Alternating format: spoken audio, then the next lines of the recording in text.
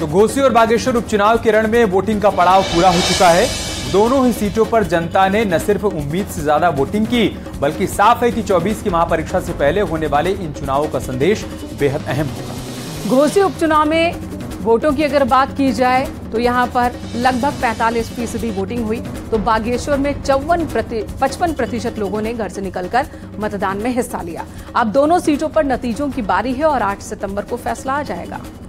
आखिर इस litmus test में कौन पास होगा, कौन फेल होगा, ये पूरी पिक्चर 8 सितंबर को क्लियर हो जाएगी।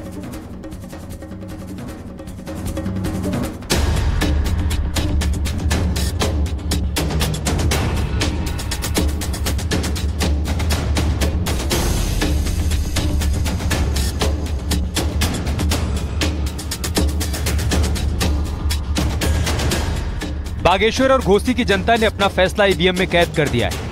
उपचुनाव को लेकर दोनों ही विधानसभा सीटों पर वोटर्स में उत्साह देखने को मिला। 2023 के जनादेश में 2024 के संदेश की झलक भी साफ देखने को मिलेगी। साथ ही इंडिया गठबंधन और एनडीए को लेकर लिटमस टेस्ट के जरिए साफ हो जाएगा कि कौन कितने पानी में है।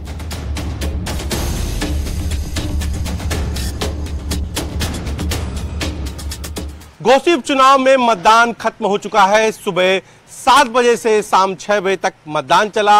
हालांकि जो अंतिम 1 घंटे थे, यानी कि 5 बजे से 6 बजे तक, उस दौरान जो इस सीट से जुड़े हुए गांव थे, इलाके थे, वहां पर जोरदार बारिश हुई, जिसके कारण इक्का दुक्का ही वोटर यहां पर पहुंचे। तो अंतिम 1 घंटे मतदान बारिश के कारण प्रभावित रहा, लेकिन उससे पहले लगातार मतदान हुआ, मौसम भी साफ रहा और सभी ने अपने अपने मतदान के मताधिकार का प्रयोग किया। अब देखना यह होगा कि 8 सितंबर को किसके भाग्य का फैसला खुलता है, क्योंकि जनता जनार्दन का जो फैसला था अब वो ईवीएम में पैक हो चुका है और यहां से अब फोर्स जो है, पैरामिलिट्री फोर्स और उत्तर प्रदेश पुलिस के जवान इन ईवीएम को ले जाएंगे और स्ट्रॉन्ग रूम में रखा जाएगा और फिर 8 सितंबर को मतगणना के बाद नतीजे निकलेंगे।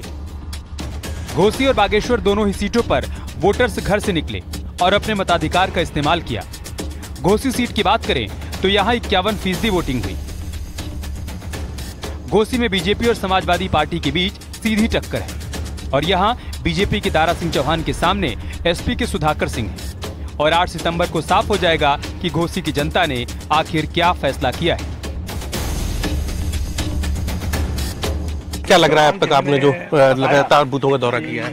वो बहुत ही उत्साह लोगों में है जी। हालांकि उपचुनाव में उत्साह लोग कम होता है जी, लेकिन घोसी की जनता में जी विकास के प्रति जो लगाव है जी, विकास के प्रति जो निष्ठा है, विकास चाहती है जी, और जिस तरीके से देश में आदरणीय प्रधानमंत्री के नेतृत्व में देश का विकास हो रहा है जी, उत्तर प्रदेश में माननीय मुख्यमंत्री आदरणीय योगी आदित्यनाथ जी के नेतृत्व में चतुर्दिक विकास हो रहा है बिना किसी भेदभाव के पारदर्शी तरीके से। तो घोसी की जनता भी विकास चाहती है और विकास के नाम पर भारी बड़े पैमाने पर कमल की बटन दबा रही है। उधर उत्तराखंड की बागेश्वर सीट के उपचुनाव में यहां बीजेपी से पार्वती दास और कांग्रेस की तरफ से बसंत कुमार उम्मीदवार हैं। दोनों के बीच कांटे की टक्कर मानी जा रही है। वहीं बागेश्वर की जनता ने उपचुनाव में भी काफी खुलकर वोटिंग की। बागेश्वर उपचुनाव का आज मतदान प्रक्रिया संपन्न हो चुकी है। 5 बजते ही सभी जो गेट थे वो बंद हो चुके थे। उसके बाद ईवीएम मशीन में 5 प्रत्याशियों का जो भविष्य है आज कैद हो गया है। अब आने वाला 8 सितंबर ही बताएगा कि कौन बागेश्वर का विधायक होगा। घोसी की घमासान और बागेश्वर की जंग का ये पड़ाव भी पूरा हो चुका है। दोनों ही सीटों पर उपचुनाव में जनता ने अपना फैसला दे दिया है। अब इंतजार है 8 सितंबर का, जब साफ होगा कि 24 की महापरीक्षा से पहले हुए इस टेस्ट में कौन पास होता है और कौन फेल। Bureau report, news 18। सूत्रों के हवाले से खबर है कि केंद्र सरकार देश का नाम इंडिया हटाने की तैयारी में है। अब सिर्फ भारत के नाम से भारत जाना जाएगा। सूत्रों के हवाले से ये बड़ी खबर आई है। खबर यह है कि विशेष सत्र में मोदी सरकार इस प्रस्ताव को ला सकती है। G20 के आमंत्रण पत्र में इंडिया की जगह प्रेसिडेंट ऑफ भारत लिखा हुआ है। निमंत्रण पत्र में साफ साफ लिखा गया है प्रेसिडेंट ऑफ भारत। इससे पहले आधिकारिक तौर पर अंग्रेजी में लेटर जब भी लिखा जाता था तो प्रेसिडेंट ऑफ इंडिया लिखा होता था। G20 के ठीक बाद केंद्र सरकार ने संसद का विशेष सत्र बुलाया है। इस एक लाइन ने सियासी हलकों में चर्चाओं का बाजार गर्म कर दिया है। संसद के विशेष सत्र में क्या होगा, इसकी अभी तक सिर्फ अटकलें ही लगाई जा रही हैं, लेकिन आज एक और नई बात सामने आ गई है जिससे ये संकेत मिल रहे हैं कि इस विशेष सत्र में क्या हो सकता है। तो खबर यही है कि संसद के विशेष सत्र के दौरान केंद्र सरकार देश का नाम बदलने को लेकर एक प्रस्ताव रख सकती है। 19 सितंबर को गणेश चतुर्थी के मौके पर यह प्रस्ताव रखा जा सकता है।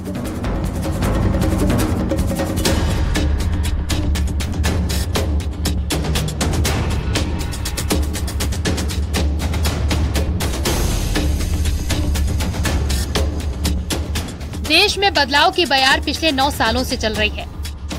गुलामी के प्रतीकों को खत्म कर भारत के अभिमान और स्वाभिमान से जुड़े प्रतीकों को देश की जनता से रूबरू कराया जा रहा है। विकास पथ पर आगे बढ़ रहे नए भारत को पुरातन पहचान के साथ दुनिया के सामने गर्व की अनुभूति का वक्त आ गया है। दरअसल अब भारत देश में इंडिया को बदलकर भारत करने की मांग पर चर्चा तेज हो चली है। खबर है कि जल्द ही ये मांग सच भी हो सकती है। सूत्रों के हवाले से खबर है कि केंद्र की मोदी सरकार देश का नाम इंडिया हटाने की तैयारी कर रही है। खबर है कि विशेष सत्र में मोदी सरकार इस प्रस्ताव को ला सकती है। G20 के आमंत्रण पत्र में इंडिया की जगह प्रेसिडेंट ऑफ भारत लिखा गया है। आपको सबसे पहले दिखाते हैं इस निमंत्रण पत्र की तस्वीर, जहां लिखा गया है प्रेसिडेंट ऑफ भारत। इससे पहले आधिकारिक तौर पर अंग्रेजी में लेटर लिखा जाता था, तो प्रेसिडेंट ऑफ इंडिया लिखा जाता था। G20 के ठीक बाद केंद्र सरकार ने संसद का विशेष सत्र भी बुलाया है। वहीं इससे ठीक पहले राष्ट्रपति के निमंत्रण पत्र में इस एक लाइन ने सियासी हलकों में चर्चाओं का बाजार गर्म कर दिया है। संसद के विशेष सत्र में क्या होगा, इसकी अभी सिर्फ अटकलें लगाई जा रही हैं, लेकिन आज एक और बात सामने आ गई है जिससे ये संकेत मिल रहे हैं कि इस विशेष सत्र में क्या हो सकता है।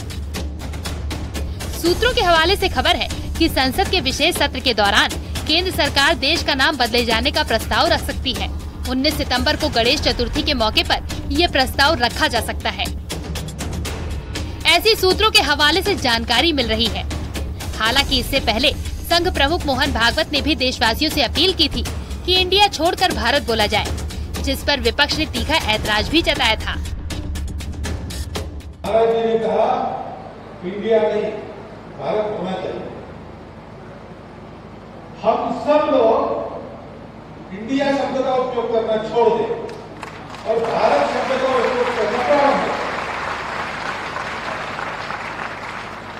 कभी कभी अंग्रेजी जानने वालों के सामने हमको बोलना पड़ता है, तो भाषा के प्रभाव में इंडिया आ जाता है, क्योंकि उनको समझना चाहिए, कोई जरूरत नहीं। वहीं सरकार में मौजूद मंत्रियों के बयान से भी अंदाजा लगाया जा सकता है कि बेशक सरकार इस प्रस्ताव को लेकर गंभीरता से विचार कर रही है और तेज हुई ये चर्चाएं यूं ही नहीं है। जब भोज पे स्टेट डिनर पे उन्होंने निमंत्रण किया, उस निमंत्रण में लिखा गया है भारत के राष्ट्रपति जी की ओर से निमंत्रण है। ये मन को बहुत संतोष देने वाला सूचना है। भारत हमारी परिचय है, इसको लेकर हम गर्वित है। हम कहते हैं गर्व से कहो हम भारतीय है।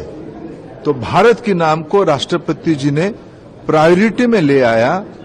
देश उनके इसके लिए बहुत खुश होगा। G20 समिट के रात्रि भोज पर आयोजित होने वाले निमंत्रण पत्र पर प्रेसिडेंट ऑफ भारत लिखा जाना हम सब भारतवासियों के लिए गौरव का क्षण है और माननीय प्रधानमंत्री जी का जो गुलामी की मानसिकता है उससे बाहर निकालने के लिए श्रेष्ठ कदम है। और हम बचपन से ही जो है भारत माता की जय करते हुए बड़े हुए हैं। भारत माता की जय घोष हमने बचपन से सीखा है, हमारे संस्कारों में, हमारे आचार व्यवहार में, रग रग मन मन में भारत बसा हुआ है। इसलिए विपक्ष के लोगों के पास कोई मुद्दा नहीं है। इसलिए जो है इस प्रकार के मुद्दों को बेवजह जो है जो भी काम मोदी जी देश के लिए कर रहे हैं उन सभी पर केवल विरोध के लिए विरोध कर रहे हैं। चर्चाओं का बाजार गर्म हुआ तो कांग्रेस की तरफ से इस प्रस्ताव की संभावना पर ही ऐतराज जता दिया गया। हाल ही में इंडिया गठबंधन बनाने वाले कांग्रेस के नेताओं ने भारत वाले प्रस्ताव पर तीखा विरोध किया है। सुना मोदी जी को अब इंडिया नाम से प्रॉब्लम हो गई और नाम बदल रहे हैं, भारत कर रहे हैं। अरे पूरा विश्वास रहा है मोदी जी आप पर। वैसे मनोरंजन अच्छी चीज है, करते रहना चाहिए, होते रहना चाहिए। लेकिन G20 के वक्त मनोरंजन का जिम्मा खुद मोदी जी ने ले लिया अपने ऊपर, ये अच्छा नहीं लगा। इतनी घबराहट, इतना खौफ, अच्छा लग रहा है ये डर आपका हमें। अरे भैया मत बोलो, नाराज हो जाएंगे मोदी जी। उन्हें तो रखा था make in India, skill India, Khelo India, ये सब तो नारे थे। हाँ, एक अशुभ था, राइजिंग इंडिया जब कहा था, उस चुनाव में भाजपा बुरी तरह हारी थी। तो ये इंडिया शब्द से जो इनको एक अजीब सा डर, भय सहम गए हैं, क्या ये इस हद तक चले जाएंगे कि संविधान बदल देंगे? एक तरफ विपक्ष के नेता भारत पर ऐतराज जाहिर कर रहे हैं, तो देश की जनता ने इसे लेकर खुले दिल से स्वागत किया है। लोगों का कहना है कि सरकार का ये कदम ऐतिहासिक साबित होगा और इसका सबको स्वागत करना चाहिए। हमें भी अपनी प्राचीन परंपरा पे ध्यान देना चाहिए। इंडिया का अपना नाम भारत कर लेना काफ़ी अच्छा है। अंग्रेजों के द्वारा दिया गया नाम से तो काफ़ी अच्छा है कि हम अपनी प्राचीन परंपरा की ओर। ये होना ही चाहिए। जितनी भी डेमोक्रेटिक कंट्रीज हैं इस समय, स्टेट्स हैं, उन सबका एक ही कानून है, एक ही सब कुछ है, एक ही नाम है। तो उस तरह तो ये छोटे छोटे निर्णय हैं, ये बहुत पहले ले जाने चाहिए थे, लेकिन ये इनको पता नहीं क्यों विलंब किया गया और ये अब लिए जा रहे हैं। तो जो विपक्ष है वो चिड़चिड़ा रहा है कि वो हम नहीं ले पाए डिसीजन कि अंग्रेजों ने जब ईस्ट इंडिया कंपनी की स्थापना किया था सन 1600 में, तो ईस्ट इंडिया कंपनी जो थी उसका जो असर था, अंग्रेजों के जाने के बाद में भी कुछ जो अंग्रेज बचे, उन लोगों ने ईस्ट को हटा के इंडिया को रख दिया और जो ईस्ट था वो ईस्ट में चला गया, वेस्ट में चला गया और इंडिया में भारत में रह गया। भारत के प्रस्ताव को लेकर चर्चा से ही विपक्ष इतना परेशान है, लेकिन बीजेपी के रुख से साफ है कि वो इस मुद्दे को लेकर बेहद गंभीर है। देखिए, सबसे पहले तो मैं अपनी ओर से और भारत की करोड़ों जनता की ओर से महामहिम राष्ट्रपति जी का आभार व्यक्त करता हूं, उनका धन्यवाद करता हूं कि उन्होंने भारत की आत्मा के अनुकूल भारत शब्द का प्रयोग किया और गुलामी की मानसिकता के इंडिया शब्द से परहेज किया। इसके लिए मैं उनकी सराहना करता हूं, उनका धन्यवाद करता हूं। भारत शब्द में जो जज्बा है, जो भारत एक प्राणवान है, उससे हमको ऊर्जा मिलती है, एक श्रद्धा का भाव उस हमारा प्रकट होता है, वो इंडिया में दूर दूर तक नहीं है। और ये जो इंडिया शब्द है अंग्रेजियों में, उनकी दृष्टि में हम जाहिल कौम थे भारत के लोग, और दुनिया के अंदर जहां जहां उनको लगता था कि ये जाहिल लोग हैं, आपराधिक प्रवृत्ति के लोग हैं, मूर्ख लोग हैं, ऐसे लोगों को उन्होंने इंडिया शब्द दिया है।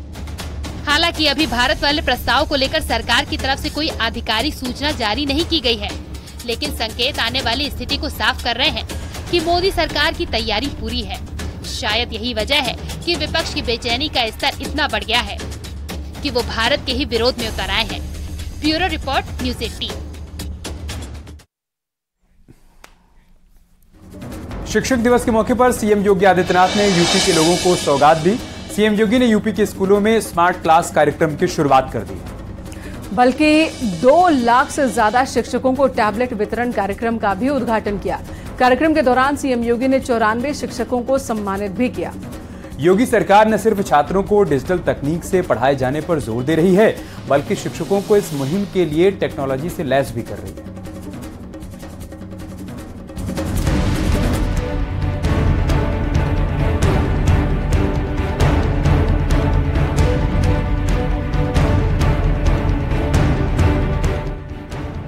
शिक्षक दिवस के मौके पर उत्तर प्रदेश में शिक्षा के क्षेत्र में डिजिटल क्रांति की शुरुआत।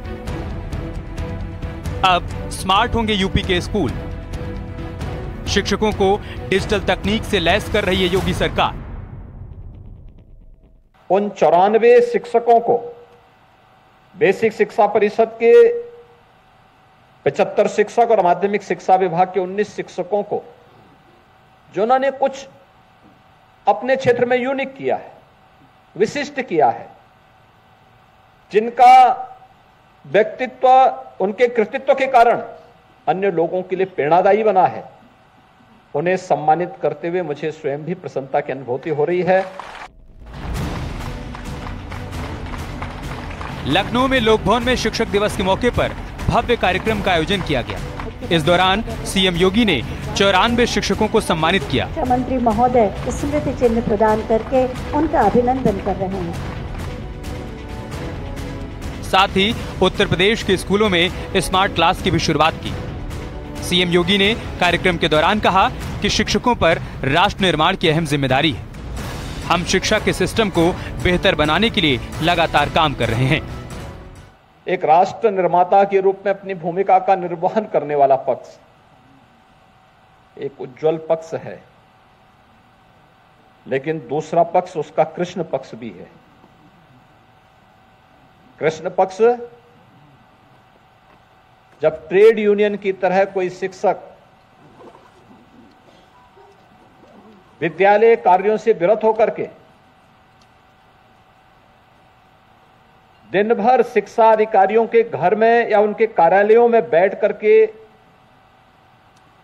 अपनी वर्तमान पीढ़ी के भविष्य के साथ खिलवाड़ करता है, तो उसका एक कृष्ण पक्ष भी हम सबको, पूरे समाज को देखने को मिलता है। और समाज भी उस व्यक्ति को संदेह की निगाहों से देखता है, उनके प्रति कोई श्रद्धा भाव नहीं होता है। एक तिरस्कार का भाव समाज के मन में दिखता है। यह उसका एक उज्जवल पक्ष है, एक कृष्ण पक्ष है। इन दोनों को ध्यान में रख करके शिक्षा जगत की वर्तमान समस्याओं को समाधान की तरफ बढ़ाने का कार्य हम सबको करना होगा। इस मौके पर सीएम योगी आदित्यनाथ ने शिक्षकों के लिए 2,09,000 टैबलेट वितरण कार्यक्रम की भी शुरुआत की। साथ ही सीएम योगी ने 18,381 स्मार्ट क्लास और 880 आईसीटी लैब का भी उद्घाटन किया। पान, गुटखा, तंबाकू इसका सेवन न करें, इसके लिए भी अब एक शिक्षक को बताना पड़ेगा। विद्यालय में जाले न दिखाई दें, कहीं धूल न हो, प्लास्टिक का उपयोग न हो, कोई गुटखा तंबाकू विद्यालय परिसर में न सेवन कर सकें। इस स्वतः स्फूर्त भाव के साथ इस प्रकार की भावनाएं आनी चाहिए हमारे मन में। और एक शिक्षक अपने कृतित्व से भी आदर्श दिखना चाहिए और व्यक्तित्व से भी आदर्श दिखना चाहिए। इस रूप में जब हम कार्य करेंगे तब समाज के मन में एक श्रद्धा का भाव पैदा होगा। दरअसल योगी सरकार प्रदेश में 18,381 परिषदीय उच्च प्राथमिक विद्यालयों, कंपोजिट स्कूल्स और कस्तूरबा गांधी गर्ल्स स्कूल में स्मार्ट क्लास तैयार करने जा रही है। इन स्कूल्स में दिलचस्प तरीके से ग्राफ और तस्वीर के जरिए पढ़ाई होगी। वहीं 2 लाख से अधिक शिक्षकों को टैबलेट भी मुहैया कराया जाना है। शिक्षक दिवस के मौके पर आयोजित राज्य अध्यापक पुरस्कार सम्मान समारोह में मुख्यमंत्री योगी आदित्यनाथ ने इन योजनाओं का शुभारंभ किया। Bureau report, news 18।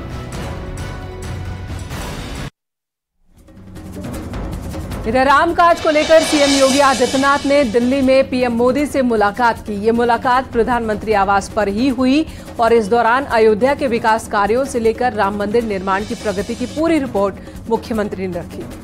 सीएम योगी और पीएम मोदी के बीच प्राण प्रतिष्ठा कार्यक्रम को लेकर भी चर्चा हुई। 2 घंटे से ज्यादा वक्त तक चली इस बैठक में सीएम योगी के साथ यूपी के शहरी विकास मंत्री ए.के. शर्मा और अयोध्या के जिलाधिकारी भी मौजूद थे।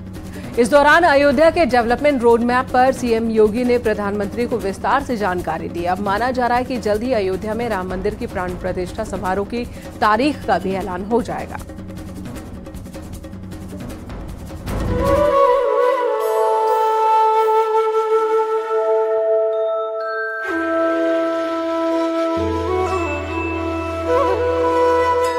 राम की नगरी अयोध्या में रामकाज पूरे होने की तरफ आगे बढ़ रहा है।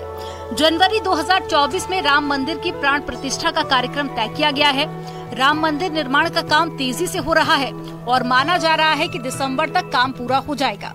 वहीं अयोध्या में भी तमाम विकास कार्य तेजी के साथ में किए जा रहे हैं और इन सबके साथ में प्राण प्रतिष्ठा समारोह की तैयारियां भी शुरू की जा चुकी है। रामकाज को लेकर सीएम योगी आदित्यनाथ दिल्ली में प्रधानमंत्री से मिले और उन्हें अयोध्या के विकास कार्यों से लेकर राम मंदिर निर्माण की प्रगति की पूरी रिपोर्ट भी सौंपी। सीएम योगी और प्रधानमंत्री मोदी के बीच में प्राण प्रतिष्ठा कार्यक्रम को लेकर भी चर्चा हुई। बैठक में सीएम योगी के साथ में यूपी के शहरी विकास मंत्री AK शर्मा और अयोध्या जिला अधिकारी भी मौजूद रहे। इस दौरान अयोध्या के डेवलपमेंट रोड मैप पर सीएम योगी ने प्रधानमंत्री को विस्तार से जानकारी दी। प्रधानमंत्री नरेंद्र मोदी के साथ मुख्यमंत्री योगी आदित्यनाथ की बैठक खत्म हो गई है। तकरीबन 2.25 घंटे बैठक चली। आप तस्वीरों में देख सकते हैं कि मुख्यमंत्री योगी आदित्यनाथ का काफिला जो है वो प्रधानमंत्री आवास के बाहर निकल रहा है। आप देख सकते हैं तकरीबन 2.25 घंटे दोनों ही नेताओं के बीच में बैठक चली है। अयोध्या के विकास को लेकर चर्चा हुई। यह बैठक के अंदर आपको बता दें, बैठक में मुख्यमंत्री योगी आदित्यनाथ के साथ उत्तर प्रदेश के शहरी विकास मंत्री AK शर्मा और उनके अलावा अयोध्या के DM नीतीश कुमार और उनके साथ साथ जो अयोध्या के कमिश्नर है गौरव दयाल, वो इस बैठक के अंदर मौजूद थे। पहले इस बैठक में प्रेजेंटेशन दिया गया। अयोध्या में जिस तरह से विकास की परियोजनाएं चल रही हैं, जिस तरह से उत्तर प्रदेश सरकार वहां काम कर रही है, उसको लेकर प्रेजेंटेशन दिया गया। राम भक्तों के लिए इस मुलाकात के बाद कभी भी खुशखबरी आ सकती है। माना जा रहा है कि अब जल्द ही राम मंदिर की प्राण प्रतिष्ठा कार्यक्रम की तारीख का ऐलान हो सकता है। जनवरी 2024 में होने वाले प्राण प्रतिष्ठा कार्यक्रम में प्रधानमंत्री मोदी हिस्सा लेने पहुंचेंगे और इसके बाद में राम भक्त भी अपने आराध्य रामलला के दर्शन कर सकेंगे और पूरी दुनिया अयोध्या की पावन धरती पर दिव्य और भव्य प्रभु श्री राम के मंदिर में दर्शन कर सकेंगे। जो जनवरी में रामलला के विराजमान का जो कार्यक्रम होना है भव्य गर्भगृह में, उसको लेकर प्रधानमंत्री के द्वारा किस तरह का कार्यक्रम होना चाहिए, कुछ इनपुट योगी आदित्यनाथ को दिए गए हैं कि किस तरह से कार्यक्रम भव्य होना चाहिए, क्योंकि उसकी निगाह सिर्फ हिंदुस्तान की निगाह नहीं होगी, पूरे दुनिया की निगाह उस कार्यक्रम पे होने वाली है। तो ऐसे में कार्यक्रम भव्य हो दिव्य हो, उसकी तैयारियां उत्तर प्रदेश सरकार को करनी है। तो ऐसे में तकरीबन 2.25 घंटे दोनों ही नेताओं के बीच में अयोध्या के विकास और उसके साथ साथ जब जनवरी के महीने में रामलला भव्य गर्भगृह में विराजमान होंगे तो वो कार्यक्रम कैसा होगा, उसको लेकर विस्तार से चर्चा हुई है। कैमरा पर्सन मनमोहन के साथ पवन गौड़, नेटवर्क 18, दिल्ली। यार रुक रहे एक छोटे से ब्रेक के लिए। खबरों का सिलसिला ब्रेक के बाद भी जारी है।